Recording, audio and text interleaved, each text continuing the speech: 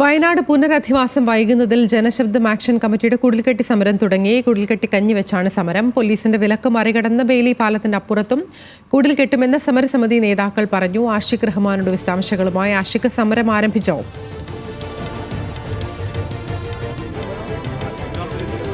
അതിരാ സമരം ആരംഭിച്ചിട്ടുണ്ട്. ചൂരൽമലയിലാണ് സമരം. ഈ ബെയിലി പാലത്തിന് സമീപമായിട്ടാണ് ഇവിടെ ഒരു ദുരന്തബാധിതന്റെ വീടിന് അടുത്തായിട്ടാണ് സമരം നിലവിൽ ആരംഭിച്ചിട്ടുള്ളത്. കഞ്ഞി വെച്ച് നിലവിൽ സമരം ആരംഭിച്ചിട്ടുണ്ട്. കഞ്ഞി വെക്കുന്നതോടുകൂടി തന്നെ പാല് കാച്ചുകയും ചെയ്യുന്നുണ്ട്. ഇങ്ങനെ രണ്ട് തരത്തിലാണ് ഇന്ന് സമരം മുന്നോട്ട് പോകുന്നത്. എന്തായാലും രാവിലെയോടുകൂടി തന്നെ സമരം ആരംഭിച്ചിട്ടുണ്ട്.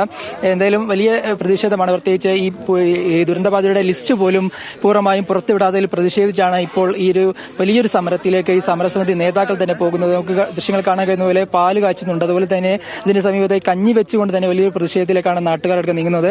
നിങ്ങൾ ഈ ഒരു പ്രതിഷേധം ഏതൊരു പശ്ചാത്തലത്തിലാണ് നടത്തുന്നത്? ഏതൊരു പശ്ചാത്തലത്തിൽ പറഞ്ഞു കഴിഞ്ഞാൽ നമ്മളെല്ലാം പോയ ആളുകളാണ്.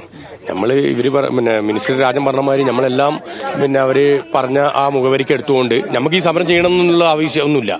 നമുക്ക് നമ്മളെ കുടുംബം പോയി. എൻ്റെ വീട്ടിലെല്ലാം ഒരു 6-7 പേര് നഷ്ടപ്പെട്ടു. സ്ഥലം പോയി. നമ്മളതൊന്നും ഒരു ലിസ്റ്റിലും വന്നിട്ടില്ല. നമ്മൾ ഒരു വീട് വെക്കാൻ വെച്ച ഒരു 5 സെന്റ് സ്ഥലം, 7 സെന്റ് സ്ഥലം അങ്ങനെ ഒലിച്ചുപോയി.